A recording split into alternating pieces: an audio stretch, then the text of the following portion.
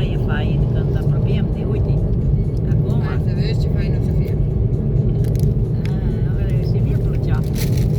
E frumos când mergeam la aeroport. Că foarte frumos era. De asta zic că Unde mergem? curba asta. Lago di Garda. Oh. Lagul de Garda.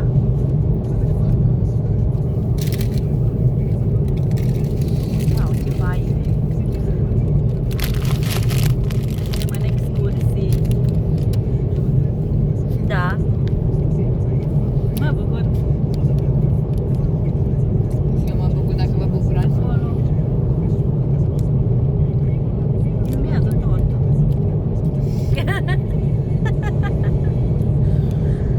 O să se termine bateria. Nu bateria. Am baterie, măcar eu n-am pus la încărcat. Eu Bravo. Bine. Memoria vreau să zic eu. am uitat să pun la încărcat.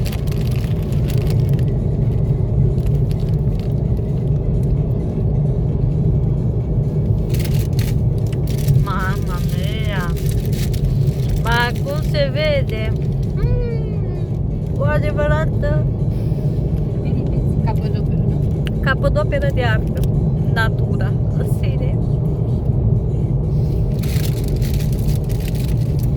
Abia așteptăm să facem a doilea videoclip la Lago di Garda. Mai stil. Bye, bye. Bye bye!